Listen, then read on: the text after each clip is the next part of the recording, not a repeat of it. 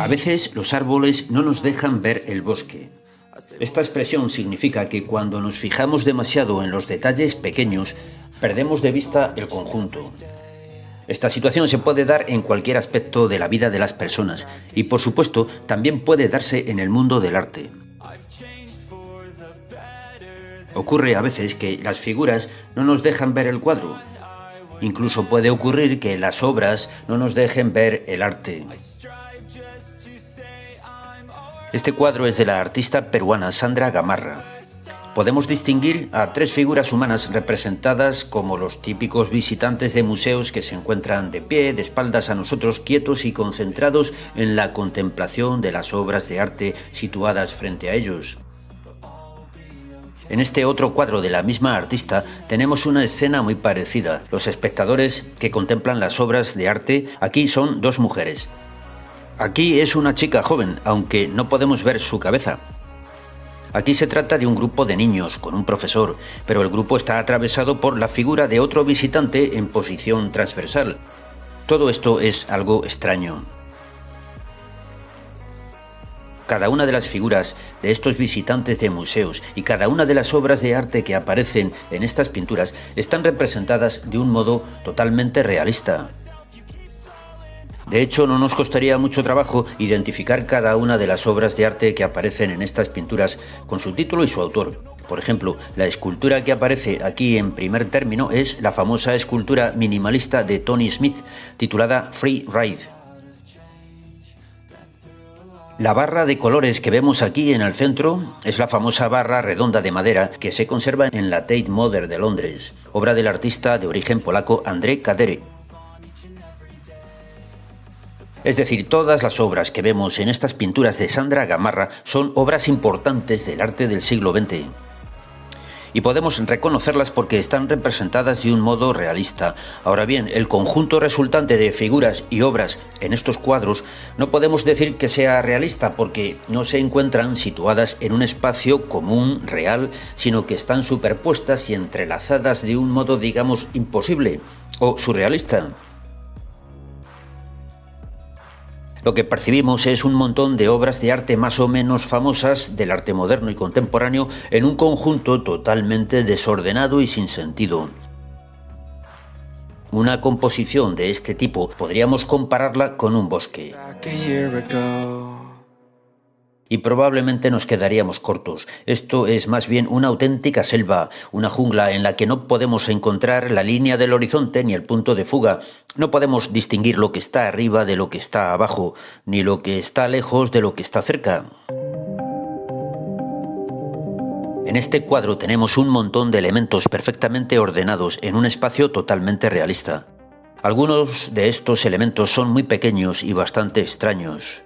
Podríamos analizarlos uno a uno buscando la relación que tienen unos con otros y tratando de descubrir el sentido o la idea que todo este conjunto de cosas dispersas contiene. El personaje que aparece a la derecha sentado en su escritorio está como en suspenso, abstraído y absorto. Desde luego está viendo algo que nosotros no podemos ver. Es posible que el perrito situado a la izquierda sí lo esté viendo, pues parece paralizado y con la mirada fija en algo que debería estar en esa ventana a la derecha por donde entra la luz que ilumina esta amplia estancia, a la vez tan llena de cosas y tan vacía. Vacía porque todas las cosas que llenan este cuadro se sitúan en las paredes, mientras que el espacio central de la habitación queda extrañamente vacío. He dicho antes que esta escena es totalmente realista. Sin embargo, creo que el tema de la iluminación no ha sido resuelto acertadamente según los principios de la representación realista. El autor de este cuadro es el pintor renacentista italiano Vittore Carpaccio. Veamos, la luz entra por la derecha, por tanto las sombras arrojadas en el suelo caen hacia la izquierda. Lo podemos ver claramente en el perrito. La pared de la derecha está en sombra, o mejor dicho, está a contraluz. La pared de la izquierda y la del fondo están iluminadas, pues reciben la luz que entra en la habitación. Pero están iluminadas como si recibieran la luz del sol, como si estuvieran al exterior en vez de encontrarse en el interior de una habitación, como si fueran la fachada de un edificio. Esto no puede darse cuando las ventanas por las que entra la luz son pocas y pequeñas. Las paredes del fondo y de la izquierda deberían estar en penumbra y las zonas de luz deberían ser pequeñas. Las dos grandes manchas de sombra situadas en el centro, en el suelo, no tienen sentido. Y si nos fijamos en las dos sombras arrojadas en primer plano junto a la tarima verde en la que se encuentra sentado el protagonista de esta escena, vemos también que hay algo extraño o mal pintado. Vemos dos sombras alargadas que se extienden hacia la izquierda sin perfiles definidos. Las dos sombras aparecen situadas en paralelo. La que está más atrás podría corresponder al personaje que está situado en su escritorio. En cambio, la que está más cerca de nosotros difícilmente podría tratarse de la sombra arrojada por el libro que está junto a ella, pues el tamaño de la sombra es muy grande comparado con el tamaño del libro. Vemos también que en la tarima hay una parte en luz y otra en sombra. La parte iluminada está a la izquierda y a la derecha está la parte en sombra. La separación entre ambas es una línea recta que se corresponde con la parte inferior de la ventana. Pero si seguimos los principios de la perspectiva, también deberían verse proyectadas en el suelo las partes laterales de la ventana, y estas no aparecen por ningún lado. Todo esto es bastante extraño, aunque es posible que sencillamente se deba a que Carpaccio no se preocupó demasiado por hacer un estudio de la iluminación. No es fácil saber cuándo algo que vemos claramente en una obra de arte ha sido efectivamente puesto ahí por el autor con esa intención que nosotros percibimos, o si en realidad es solo fruto de nuestra interpretación. Esta obra es del artista contemporáneo Theo Mercier. Si aquí hay algo que tenga sentido, desde luego no es evidente. Si hay algo en las obras de este artista de origen francés que tenga un significado, desde luego no se trata de un significado obvio al alcance de cualquiera. La extrañeza es la sensación habitual cuando vemos las obras de este artista. Todo esto es muy extraño. Todo lo que hace este artista tiene un aspecto bastante extraño, misterioso, enigmático. Incluso podemos sentir un cierto desasosiego viendo estas obras un poco siniestras.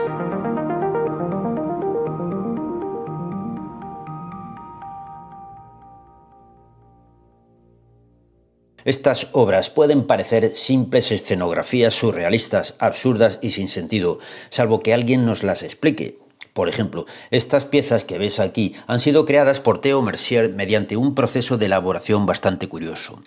Primero recoge objetos tirados a la basura o abandonados por los turistas que visitan importantes monumentos arqueológicos en Ciudad de México, donde el artista residió durante un tiempo. Partiendo de estos objetos, hace una tarea de diseño, o mejor dicho, de rediseño, añadiendo formas elaboradas con materiales nobles, obsidiana, ónix, mármol, ágata, amatista. Él hace el diseño, pero el trabajo de reelaboración lo encarga a artesanos locales.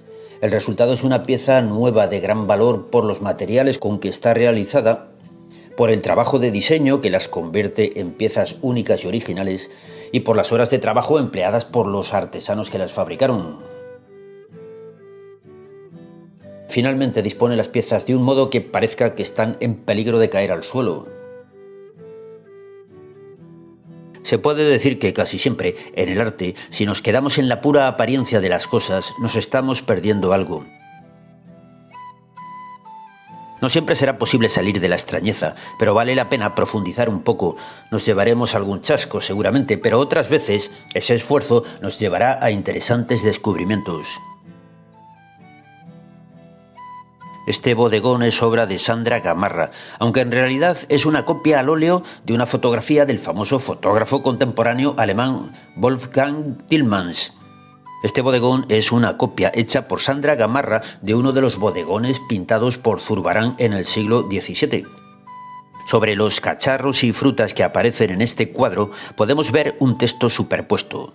Se trata de una reflexión acerca del arte escrita con una elegante caligrafía, como en algunas pinturas de la época del barroco solía hacerse, aunque entonces no se escribía sobre las figuras del cuadro, sino en una cartela incluida en el lienzo. El texto servía para explicar la escena representada. Lo que Sandra Gamarra ha escrito aquí es un fragmento sacado de un libro del historiador del arte Giulio Carlo Argan sobre la retórica en el arte barroco. Sandra Gamarra no solo está mezclando imagen y palabras, también está mezclando ideas del siglo XVII con interpretaciones del siglo XX. Esta pintura también es de Sandra Gamarra. Aquí la artista peruana copia un tipo de pinturas que se dieron en el siglo XVIII en el Virreinato de Perú con el nombre de pinturas de castas o de mestizaje. En ellas se catalogaban diferentes posibilidades de mestizaje en la población. Estas obras se encargaban a pintores modestos con una intención, digamos, más sociológica que artística. Sandra Gamarra lo que hace es encargar a talleres de pintores y artesanos chinos la realización de estas copias de cuadros de castas y sobre ellas superpone textos como el que tenemos aquí, sacados de libros de intelectuales contemporáneos que hablan sobre la identidad de género y sobre el racismo de los países europeos. En este texto se nos dice, por ejemplo, que los españoles esclavizaron y maltrataron a los indios sistemáticamente, obligándoles a renunciar a su cultura. Por cierto, Sandra Gamarra ha sido elegida para representar a España en la próxima Bienal de Venecia, que se celebrará este verano.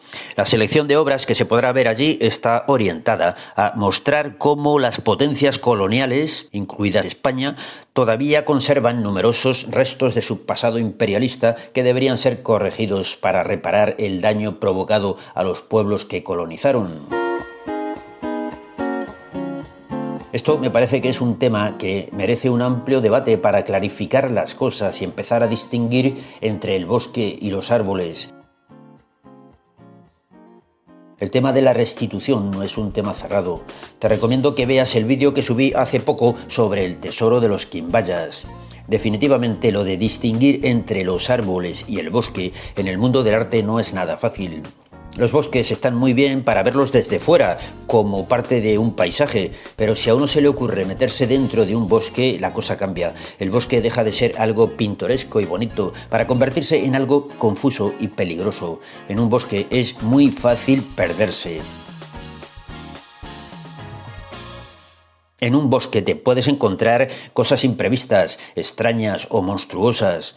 Para meterse en un bosque lo mejor es ir acompañado por alguien que sea un experto.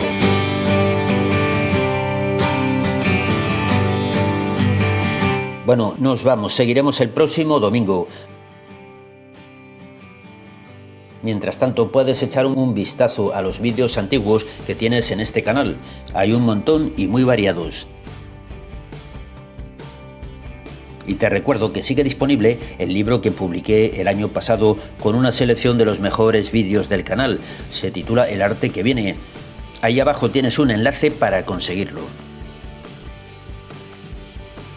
Y nada más por hoy, amigos. No te olvides de poner un me gusta y escribir algún comentario o sugerencia o petición especial para los próximos vídeos de algún tema que te interese. Y suscribirte, por supuesto, y si ya estás suscrito, a lo mejor te puedes plantear apoyar este canal en mi página de Patreon desde $1 al mes. Hasta el próximo vídeo, adiós.